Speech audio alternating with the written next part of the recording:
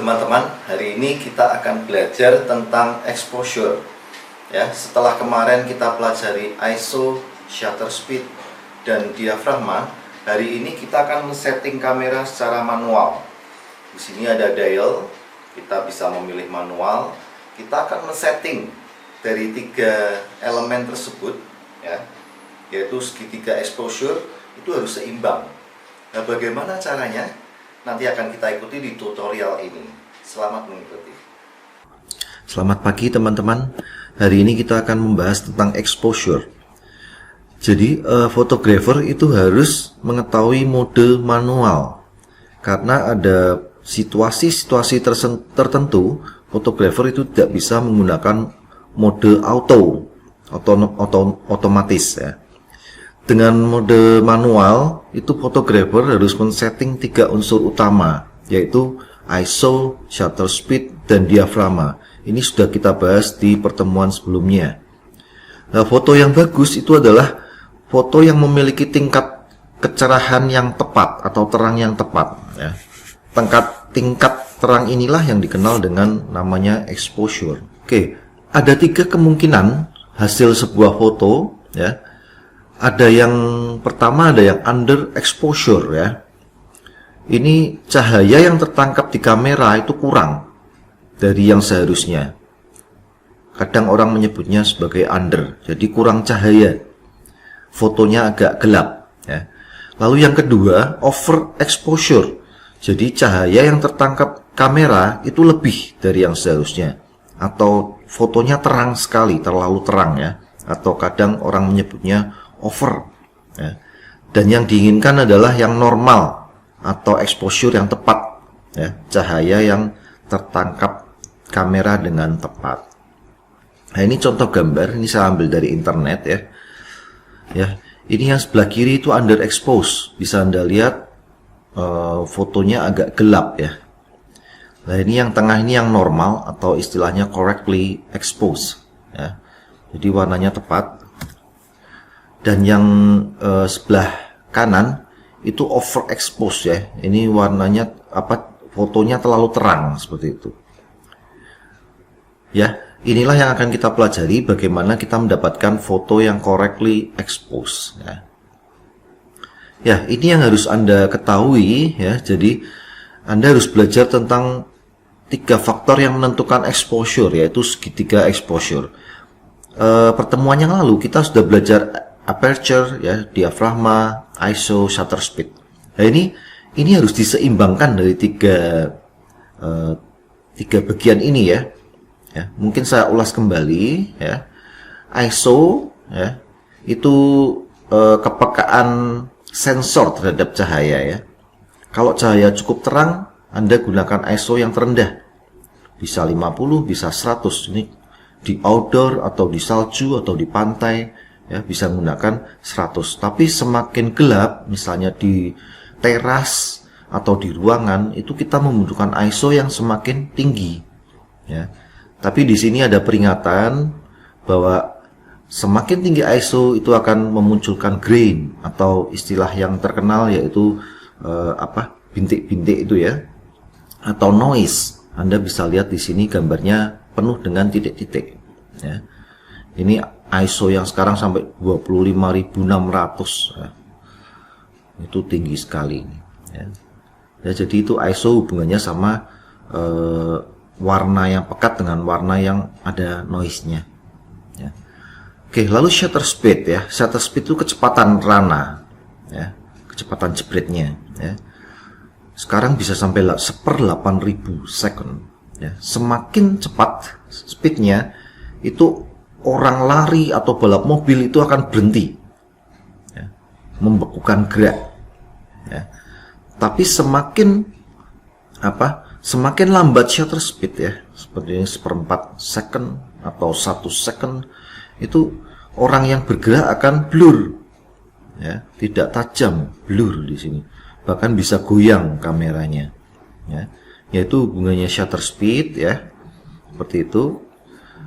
Lalu yang ketiga aperture, yaitu diafragma ya. Ini pengaruhnya pada depth of field ya, atau ketajaman gambar ya. Kalau diaframanya semakin dibuka, terbuka lebar, atau F-nya tertulisnya kecil, bisa 1,4 atau 1,8, ini fotonya akan semakin bokeh. Ini bisa Anda lihat, objeknya terang, backgroundnya, ini gunung ya, backgroundnya blur, seperti itu. Ya. Nah, semakin kecil diaframanya atau F-nya semakin besar, ya, itu semuanya tajam. Ya. Seperti Anda motret landscape ya, orangnya tajam, gunungnya juga tajam. Oke, itu segitiga exposure. Nah, ini di kamera ya, jika menggunakan mode manual, ini cara menyeimbangkannya yaitu dengan level indikator. Ya, ini di kamera, ini contohnya Canon ya. Ini ada level indikator seperti ini. Ada 0, 1, 2, plus 3. Yang sebelah kiri, min 1, min 2, min 3. Nah, inilah yang disebut level indikator, atau ada yang menyebutnya light meter kamera ya. Caranya Anda tekan shutter setengah, maka jarum ini akan bergerak-gerak menyesuaikan 3 elemen ini ya.